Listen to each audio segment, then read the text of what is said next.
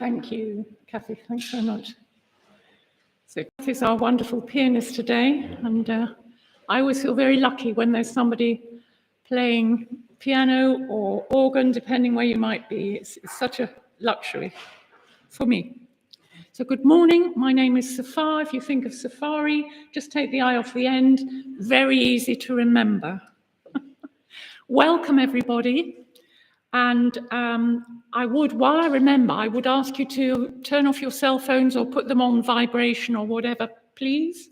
That would be very, it would cause great gratitude, let's say that. We remember that we're in our Unitarian embrace, which is non-dogmatic. I think it's the reason I can be among such. So it's embracing, it's welcoming.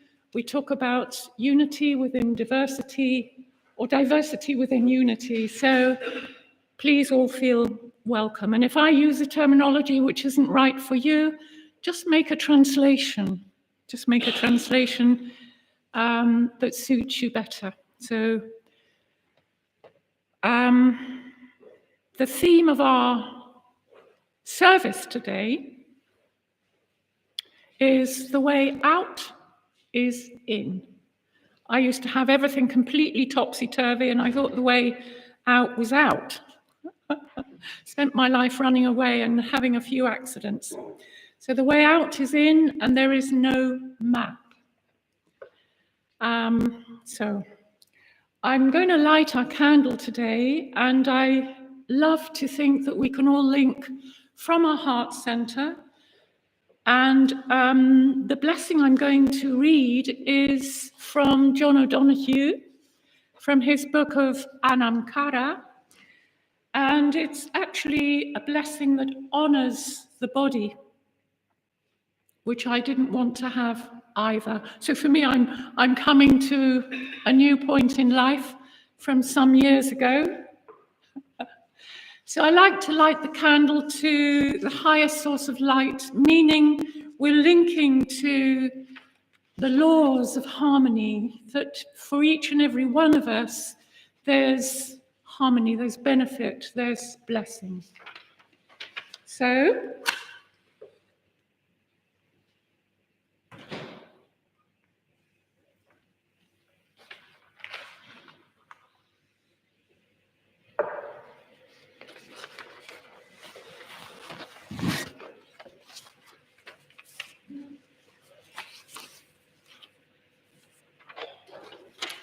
and this is the blessing. The body is the angel of the soul. The human body is beautiful. It is such a privilege to be embodied. In the deepest sense, the body is the most intimate place. Your body is your clay home. Your body is the only home that you have in this universe. It is in and through the body that your soul becomes visible and real for you.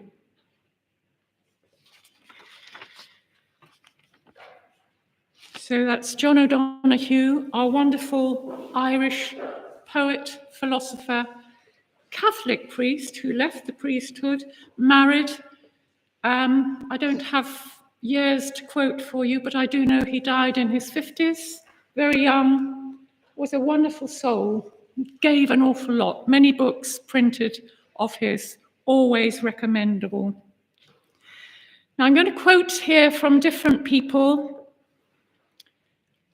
I always think these people that in history have brought forward their thoughts, their daringness in times that might have been a forbidden time. So Carl Jung, great philosopher of our times, I'm going to quote a little bit from him, but first of all, we're going to have our first hymn, which is the Song of Peace, and it's number 226 in the Green Book.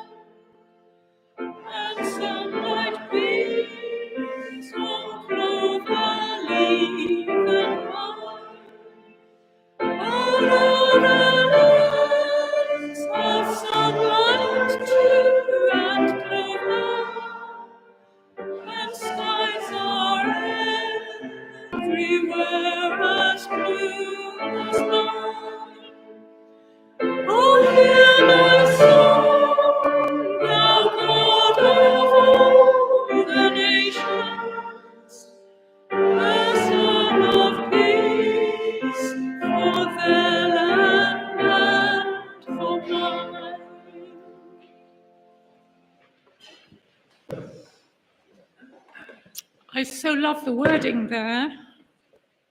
I think that's enough, and we could go home with those words to meditate on for the rest of the week.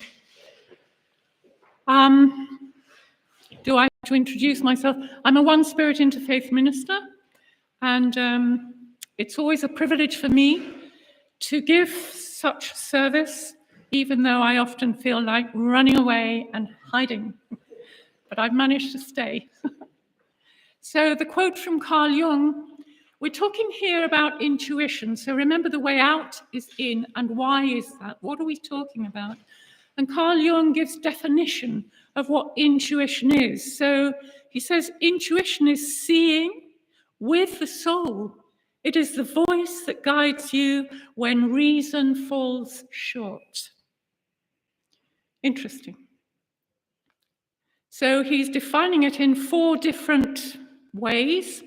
Sensing intuition with physical connection to the world around us, yet picking up on subtle, invisible cues or prompts. So it's like having an antennae. And even though we're living in a very busy world with so much going on at all times, we can still go around sensing with our inner intuition, which I think when we were kids, certainly when I was a kid, that was not allowed, So how much do we not allow our intuitive self? So we have a thinking intuition that helps us conclude and helps us solve problems, even when we don't have all the facts. And there's a reference here to Albert Einstein, another great thinker, scientist of his times. Albert Einstein trusted his intuition when all else failed. And he's recognized as scientific, as a great thinker of our times, and for sure has become immortal because of. The feeling intuition is understanding your emotions, tuning into energy frequency to connect on a deeper level, understanding another as a 6th sense. So that's empathy. And often we can feel that we have empathy for somebody. We might not know why, but we know there's an affinity. And for me, it's really important to be able to acknowledge these intuitive impulses of ourselves and not dismiss them. Because I know I was trained to dismiss, and then we can say, oh, you're silly. Oh, don't, forget about that. Only the intellect is the way. So we also have something he calls judging intuition, which I personally might like to call something else, but I'm quoting from Carl Jung. It says, seeing the greater picture. And they're making reference here at this point to Steve Jobs as co-founder of Apple. We can know that Apple is an internationally recognized, wonderful technology of these times. It's like being able to see the map of life, even though we don't really know, what's going on. I was talking to a very dear friend yesterday, and perhaps we might have a meeting in July, but then we had to throw it all up in the air and say, but really, we know nothing. So we'll let it go for now. But it's to be able to it's like a perception, isn't it? To be able to see, feel, sense the greater picture of our life, even though we might think, but we don't know.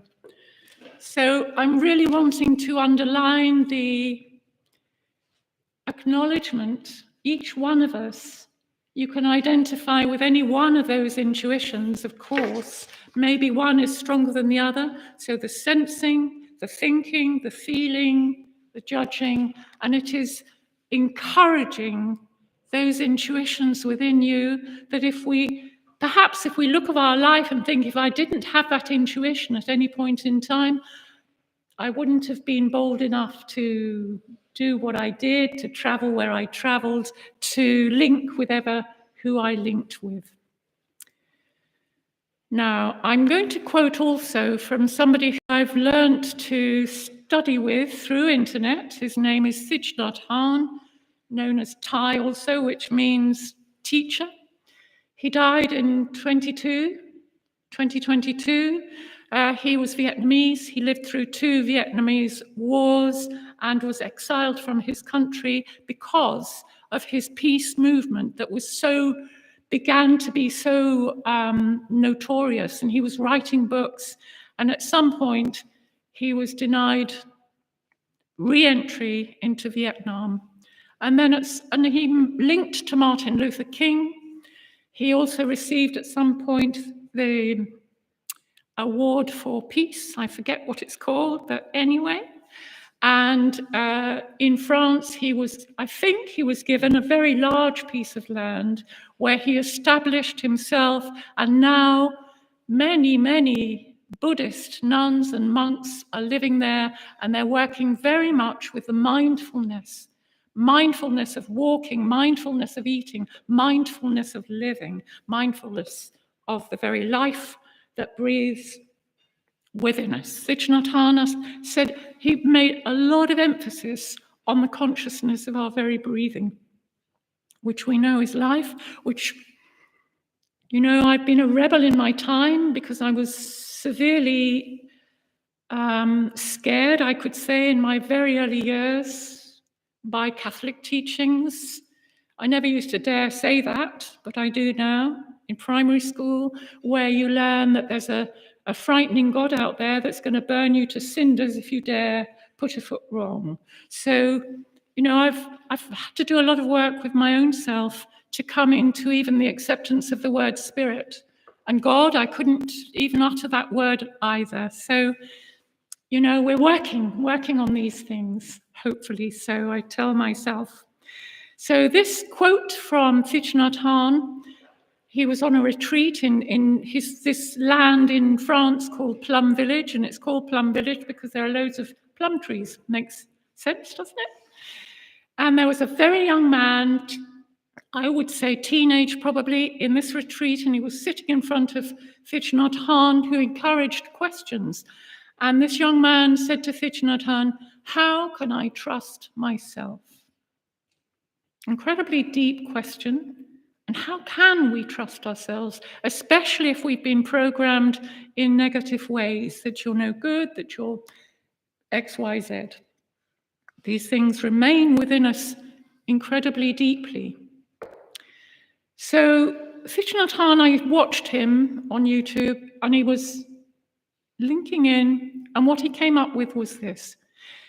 So this is, how can I trust myself? It's something we cultivate based on our experience, to believe, to rely on, and we rely on evidence.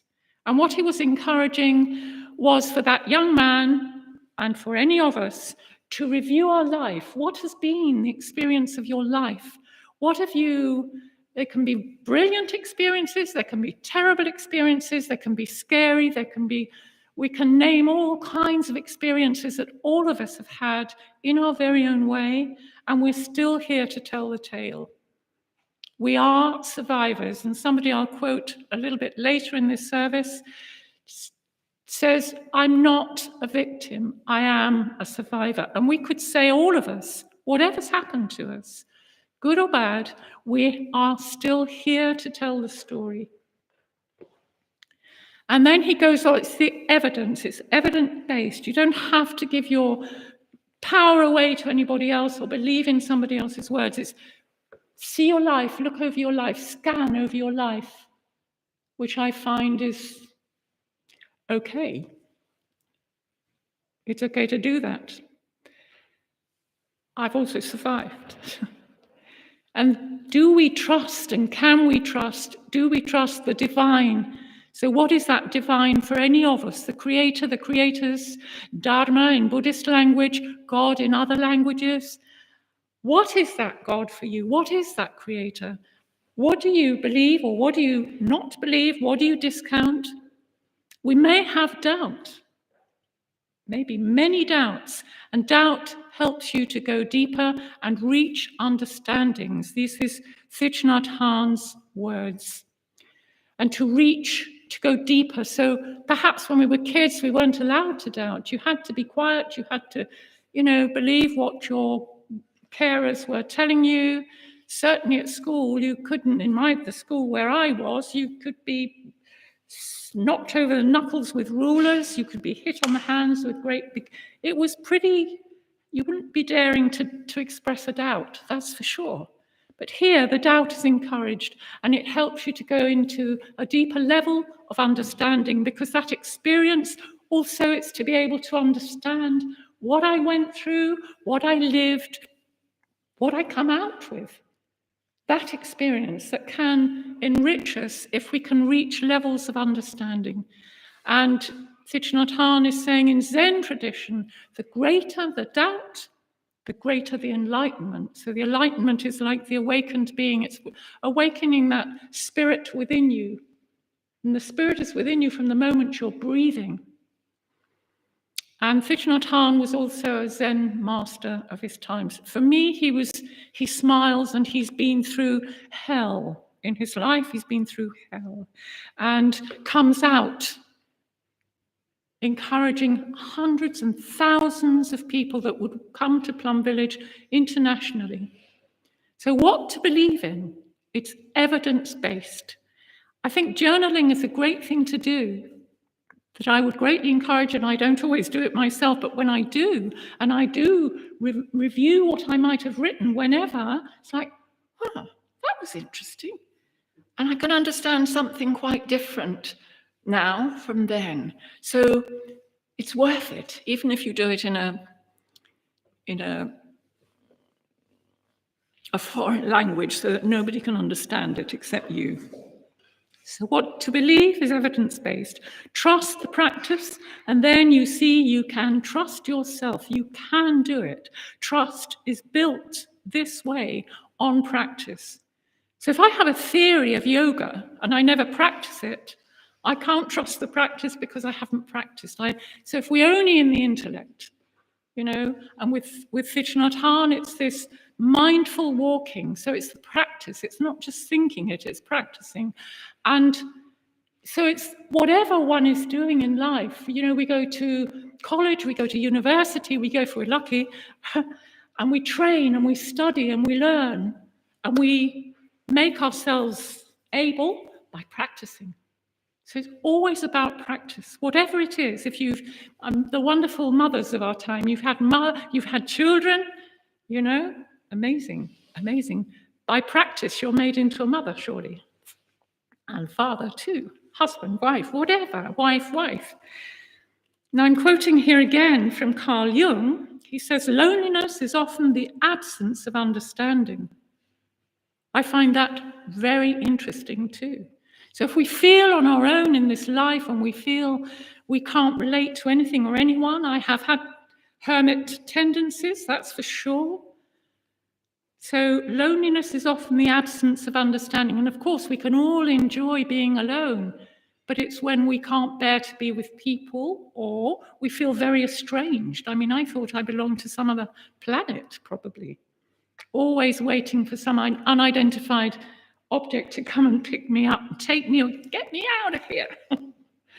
So loneliness. And when could I ever speak my heart? Because this is about speaking your heart, speaking what's really inside of you that maybe, and it says here, still Carl Jung, sharing your fears, your dreams and struggles can help another's courage to show up. I've lived in Mexico for many, many years, probably about 30 odd years, and I did a lot of study and training and screaming and kicking and learning how to share in groups, how to open your heart. And if it's about tears, then so be it, so be it. And it was a wonderful, wonderful process to see that the more I could open my heart, the more others could feel the trust to come forward, them too. And equally, so it's vice versa. It's very mutual. I'm going to ask my lovely lady here, please can we go to our second hymn, which is Give Thanks for Life, number 44 in our mauve books.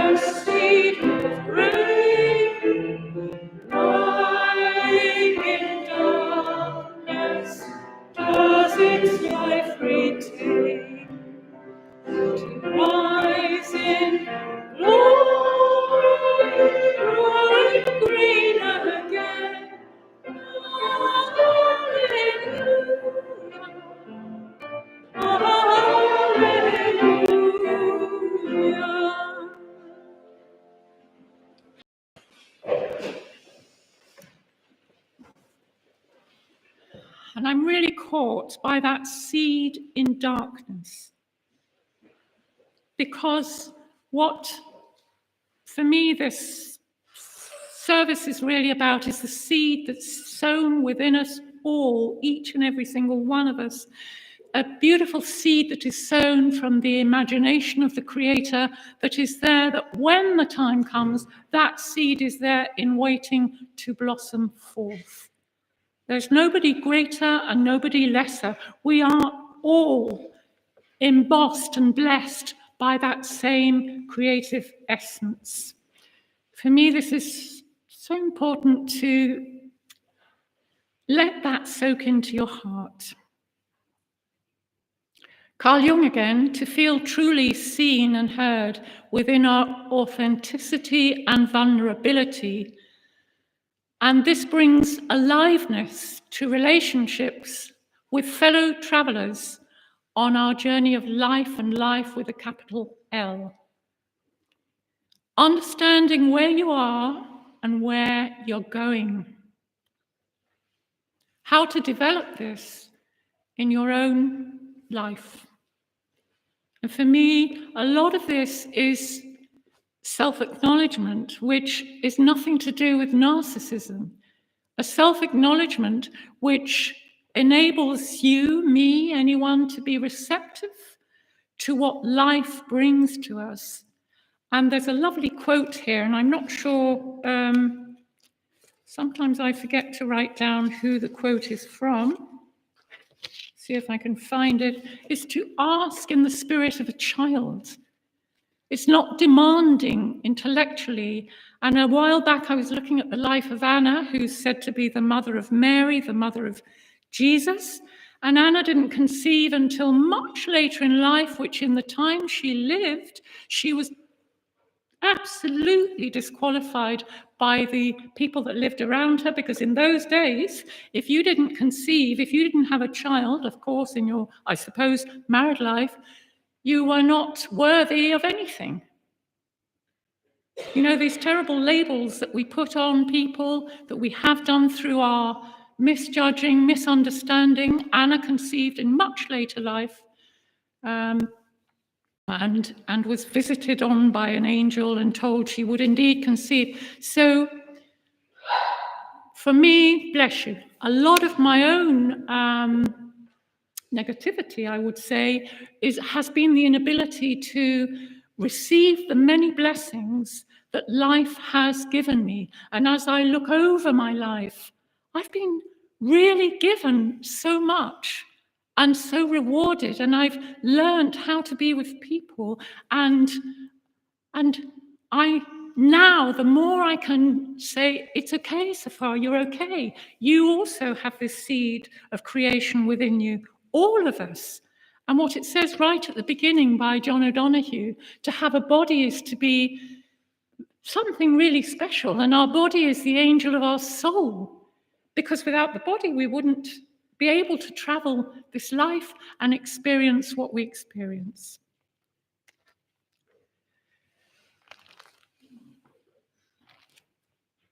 So your intuition knows things that your mind can't explain. How things happen, why things happen. And sometimes I look over my life and think, however did that happen? And we don't always know. And sometimes it's better not to know, because we can be much more receptive. If we have a lot of belief systems, which in my case and in many of our cases, you're no good, you'll never know, you're stupid, you're slow, etc., then how are we going to manage in life? And this, I love it. Your intuition knows things that your mind can't explain. The intellect isn't the one and only part of us. Very often we divorce ourselves from our heart. When our heart is telling us one thing, our mind tells us something else, and there's a misalignment within, and this is where we feel confusion and where we feel at odds. So the pursuit of your real self to an internal alignment naturally brings people of affinity to you, because that's when you can find yourself with other people who, wow, you can actually find something in common. And did that really happen to you? And did you really feel that? And then you can feel that you're not such a crazy one after all. Am I telling you the story of my life? So the inner work is with light and shadow, the self-integration, the authentic coming together, growth rather than comfort. You know, maybe today I'd rather have hidden at home and put on some movie, and so we come out, we decide to experience life, we decide to risk, and it can often bring great rewards to us. So it's a commitment to growth, really.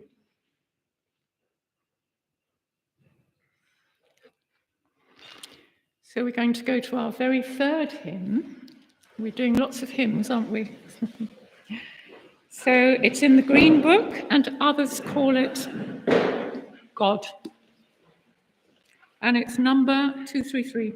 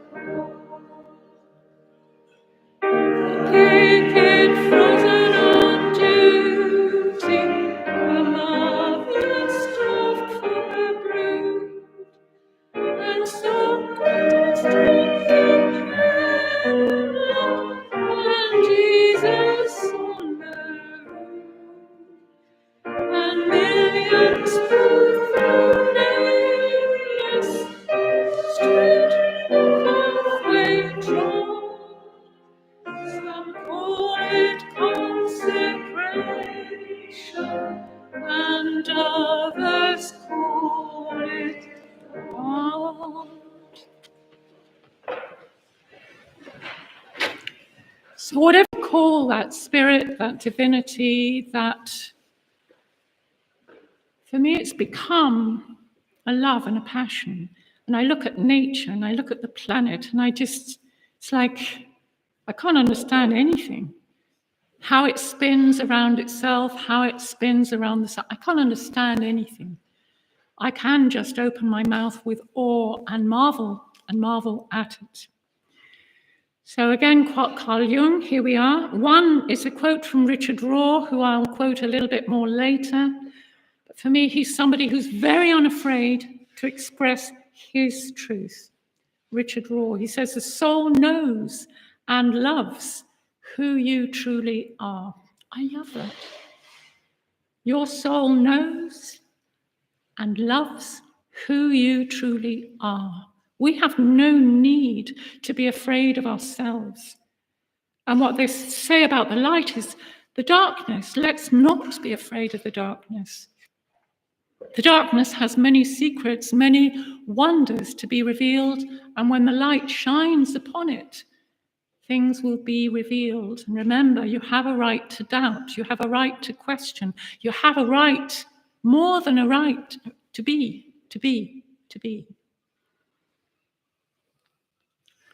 Shall we quote from Shakespeare?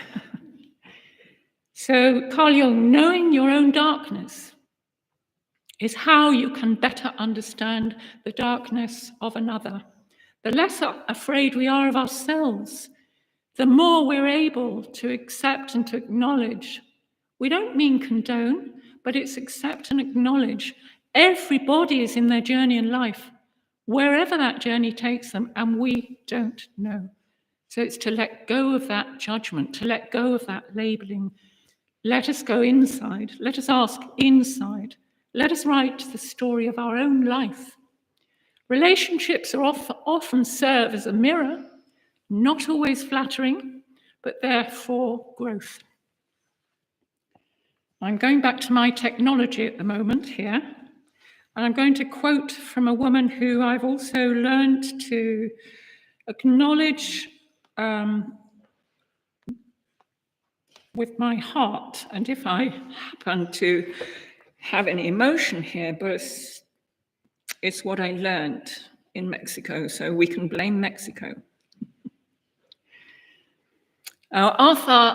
Edith Egger is a woman who survived Auschwitz.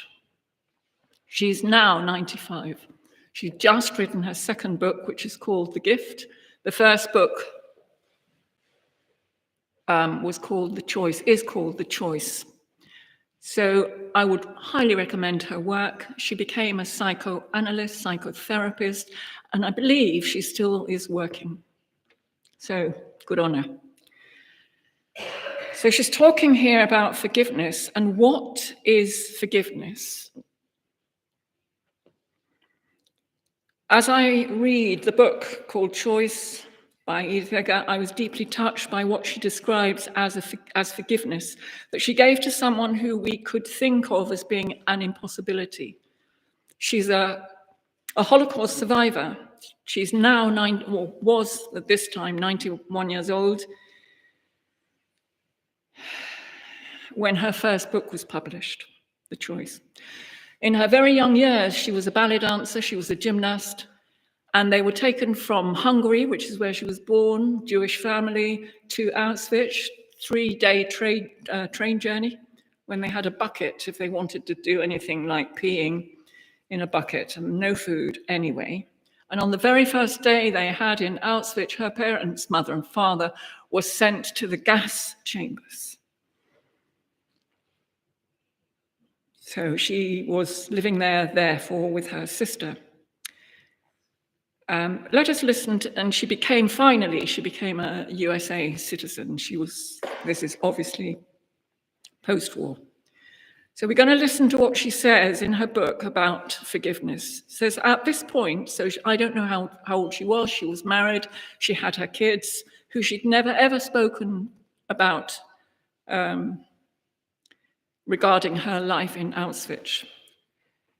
So they'd arrived at this place called Berchtesgaden, I don't know how to pronounce it, where they stayed at a hotel, and which she describes as a time machine, which holds many memories from that past. As she goes out of the hotel in the morning, she says, I headed out alone for a walk.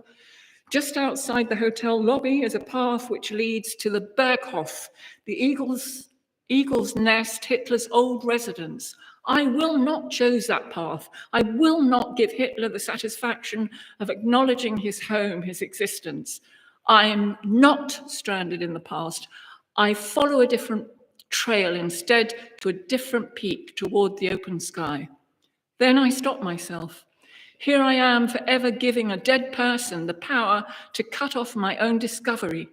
Isn't that why I've come to Germany? To get closer to the discomfort, to see what the past still has to teach me?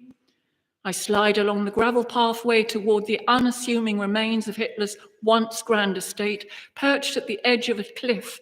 Now all that exists of that house is an old retaining wall covered in moss, pieces of rubble and pipes poking out on the ground. I look over the valley, as Hitler must have done, and his house has gone. The American GIs burned it to the ground in the last days of the war. The house is gone, but what of Hitler? Can I still feel his presence here? I test my gut for nausea, my spine for chills. I listen for his voice. I listen for the echoing register of his hate, for his relentless call of evil. But it's quiet here today. I gaze up the mountain. I see wild flowers fed by the first cold trickles of melting snow from the surrounding peaks. I'm walking in the same steps that Hitler once took, but he isn't here now. I am. This springtime, though not for Hitler, for me. The thick crust of silent snow has melted. Dead quiet winter has yielded to the burst of new leaves. Within the layers of the terrible sorrow I carry in me always, another feeling shoots through. It is the first melting trickle of long frozen snow, pushing down the mountainside. The water speaks. The chambers of my heart speak. I'm alive. The bubbling stream says, I made it. A song of triumph is filling me, pushing its way out of my heart, out through my mouth, to the sky above and the valley below. I release you, I shout, to that old sorrow. I release you. Forgiveness isn't easy. It is easier to hold grudges, to seek revenge. I tell my fellow survivors, the courageous men and women I met in Israel, who looked pained when I mentioned forgiveness, who insisted that to forgive is to condone or to forget. Why forgive? Doesn't that let Hitler off the hook for what he did? It's too easy to make a prison of our pain out of the past. At best, revenge is useless. It can't alter what was done to us. It can't erase the wrongs we have suffered. It can't bring back the dead. At worst, revenge perpetuates a cycle of hatred. It keeps hate circling on and on. When we seek revenge, even non-violent revenge, we're not evolving, we are revolving, going round in circles. I stood at the cliff of Berghof. It came to me that revenge does not make you free. So I stood on the site of Hitler's former home and forgave him. It had nothing to do with Hitler. It was something I did for me. I was letting go and releasing part of myself that had spent most of my life exerting the mental and spiritual energy to keep Hitler in chains. As long as I was holding on to that rage, I was in chains with him, locked in the damaging past, locked in my grief. To forgive is to grieve for what happened, for what didn't happen, and to give up the need for a different past, to accept life as it was, as it is. I do not, of course, mean it was acceptable that Hitler murdered 6 million people, just that it happened. I do not want that fact to destroy the life that I clung to and fought for against all odds. I don't know if forgiving Hitler was the hardest thing I would ever do, because the hardest person to forgive is someone I still have to confront, and that is myself. Edith struggled to forgive herself, and that was for surviving at all. Why didn't her parents survive? Why didn't her relatives survive? It took her many, many, many years. Many years.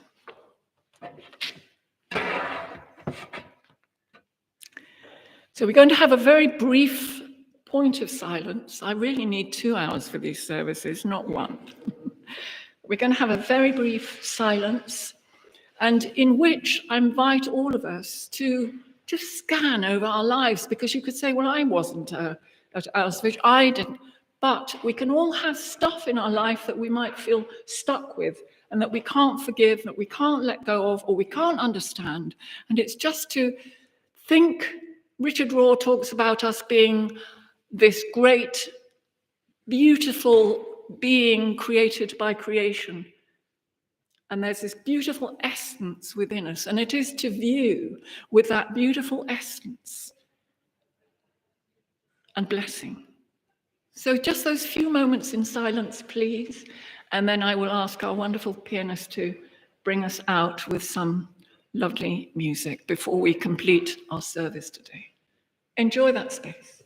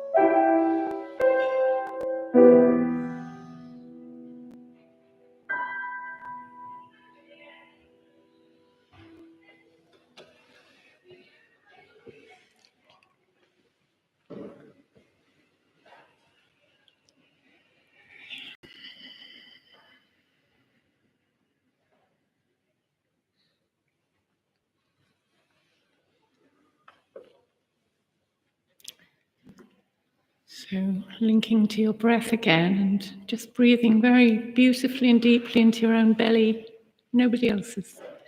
Your belly, your heart, feel that breath. For me, that spirit that breathes equally for all of us, each and every one of us. You know, in my own life, of course, I've had loads of stuff that I've had to sort and scream and shout about. But somewhere I was deeply, deeply stuck was my sister, who was 2 years older than me, way back in the 70s. She died. I won't go into all the details, but it was like a 5-year process where eventually she lost all her senses.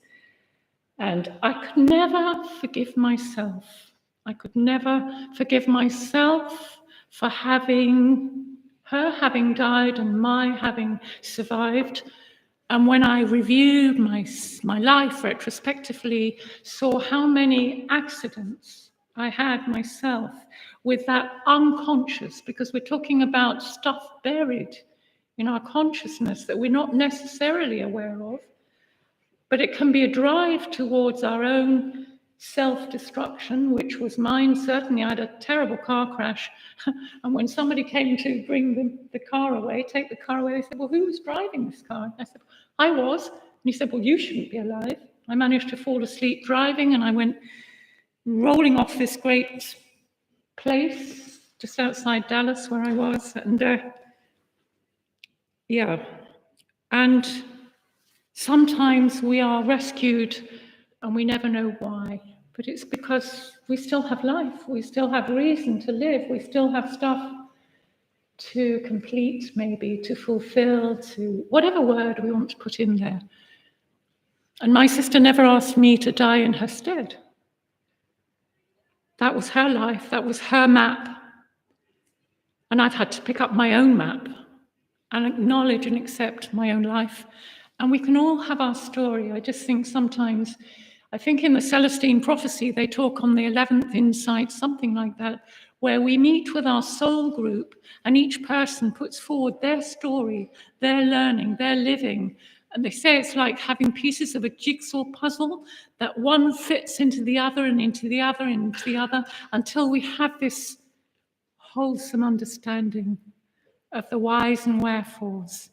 But in the meantime, we can intuit. Trust your intuition.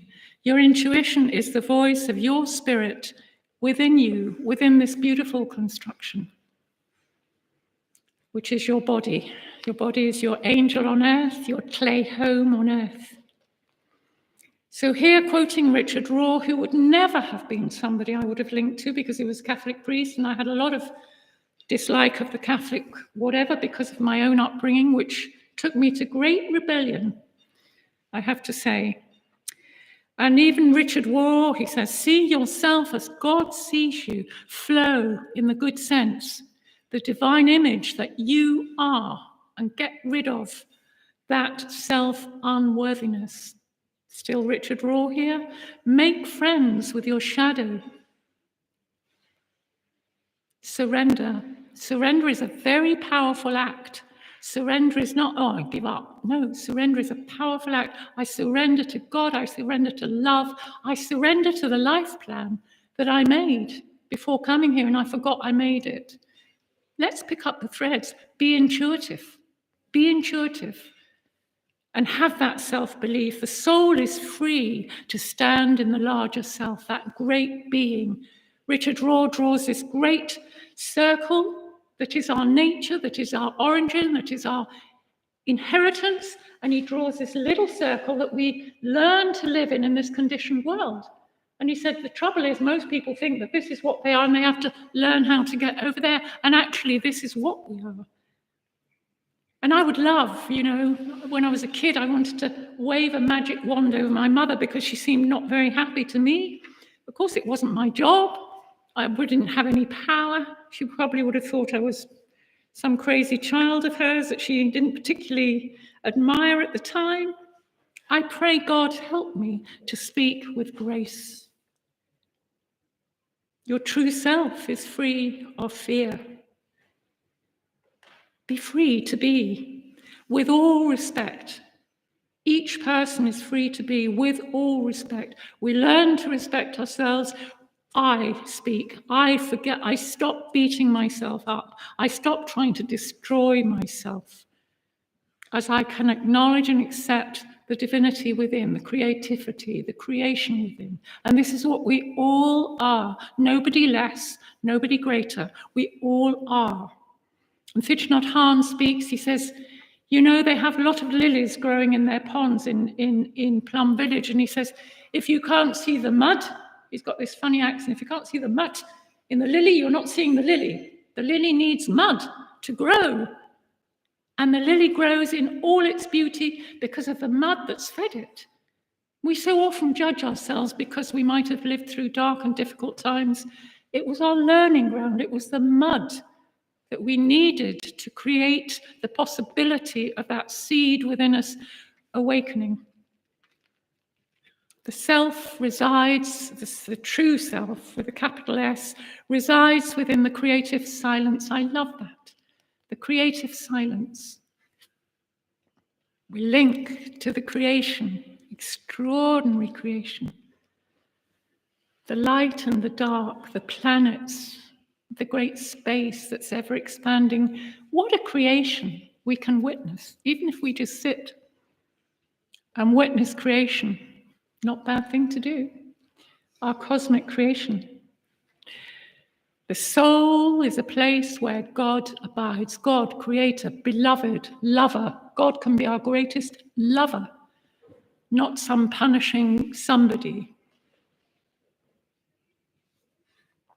And it is the indestructible basis of all your joy. When we really link, and there are times in my life, even if it's momentary, you can feel that great being, that great love, that great passion, like an ecstasy. Equally, pain can be unbearable, and ecstasy can be unbearable too. We're in this human form, and it can all be a bit daunting in a way. It's like, oh, what's going on now? Let me out. But ask, and I've got a quote here from Socrates. I was listening to his life, but I won't go into that now because it's quite a long story. But he says, I pray thee, O God, that I may be beautiful within. He was already beautiful within. He was a great, great philosopher that nobody understood at the time, or whoever put him to death didn't understand. The Buddha says, go home to yourself. Embrace your inner suffering with tenderness. And Thich Nhat Hanh says much the same. If you get angry, hello, my little anger, I see you and I embrace you with mindfulness. We're not going to stay in that rage, but we're going to acknowledge it. It's there for a reason. Everything is there for a reason. So this is about the seed of divinity, the seed of belovedness is sown within each and every one of us. And look how beautiful the lily is. It's grown on the mud.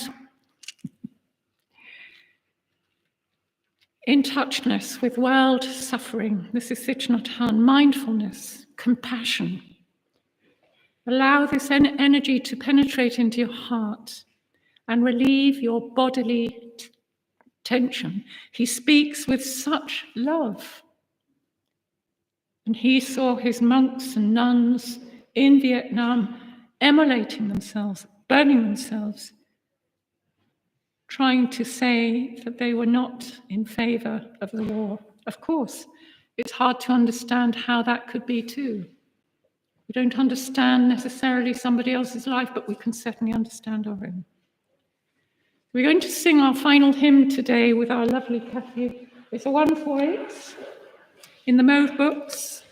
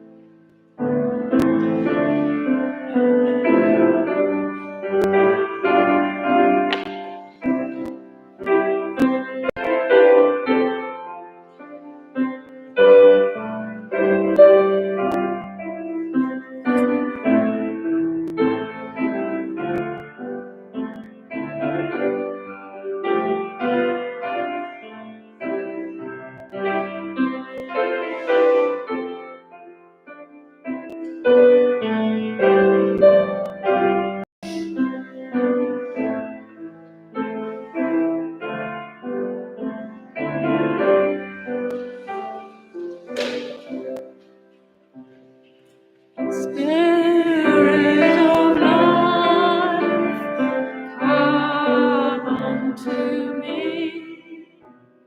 Sing in my heart all the stirrings of compassion. Blow in the wind, rise in the sea, move in the hand, giving life the shape of justice. Roots me close, wings set me free.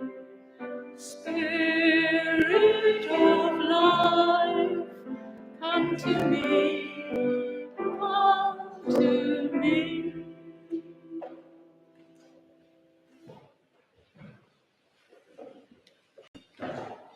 I love that. I love it. And it's a prayer in itself, isn't it? I think these people who've written these hymns have been so inspired. So I give thanks to them. I give thanks to all of us who have been here today. Thank you so much for your patience with me. And I'd like us all to link into our heart centers again, that presence of compassion, of love, of understanding, beginning for yourself, because if we don't have it for ourselves, who can we have it for? So the final blessing before we send the light, for me, is sending the light to wherever anybody wants, to troubled places in the world. There are many we know. To wherever we feel so inclined to send that light, and include yourself if you feel so inclined. So again, I'm just continuing that blessing from John O'Donoghue.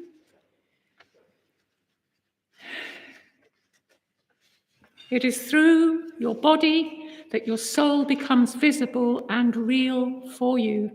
The body is the angel of the soul, who expresses and minds the soul. Pay loving attention to our bodies. The body is the angel of life. The body is sacred. The body is a mirror of the soul.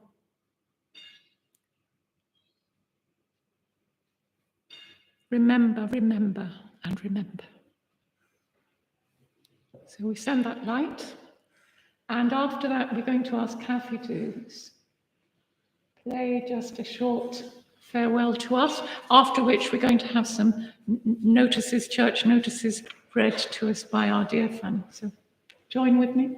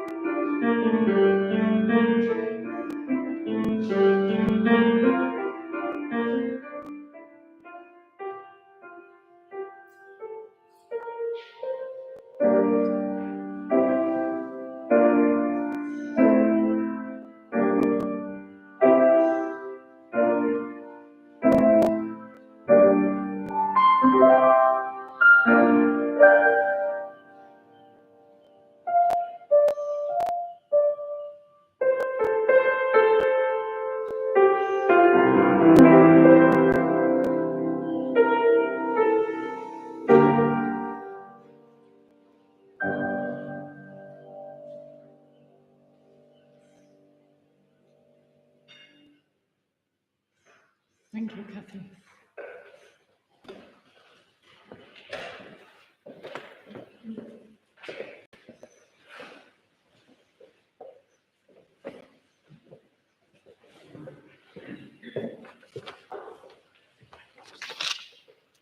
So thank you, Safar, for this morning and for coming all the way from Hastings to do that. Thank you. And thank you, Kathy, coming all the way from Shoreham to do that.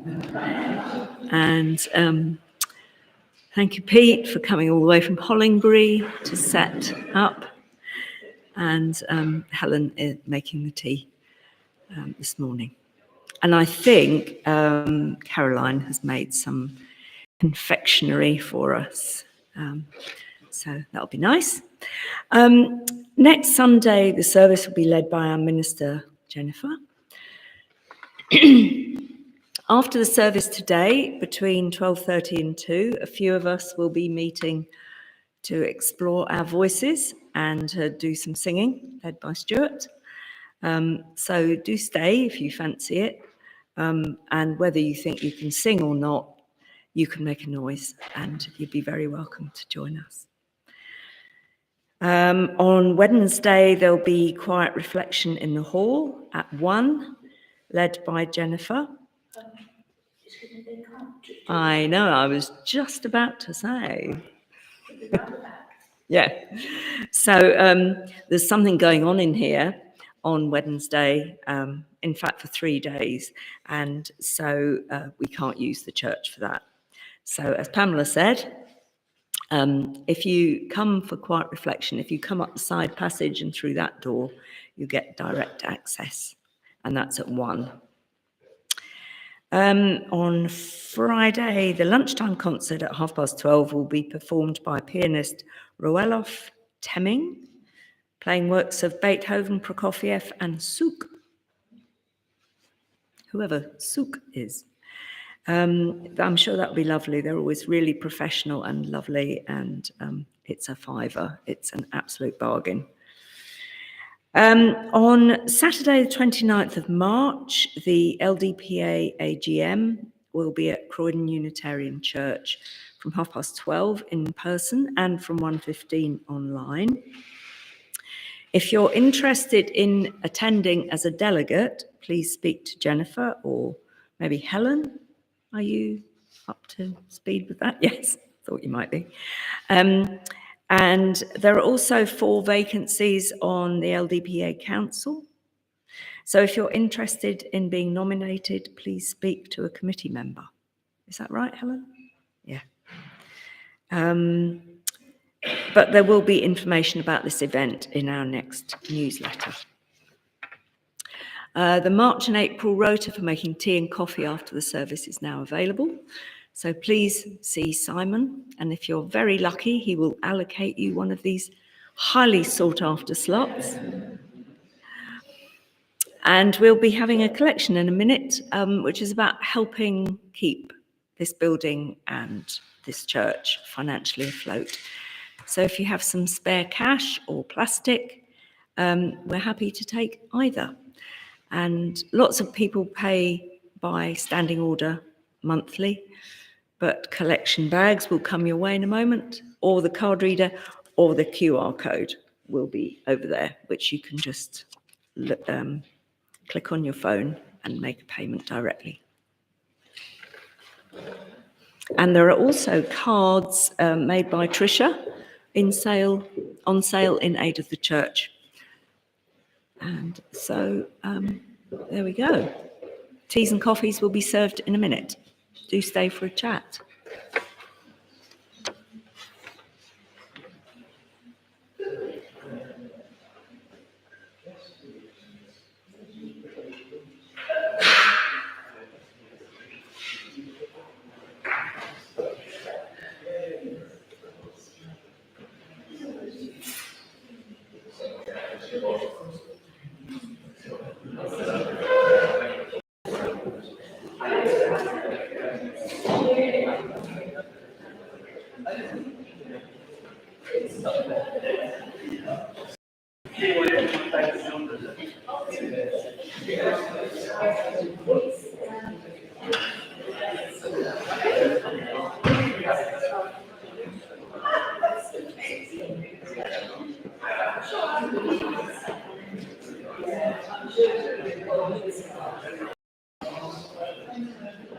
What are we putting these to? Put them by the card reader. Oh, And okay. then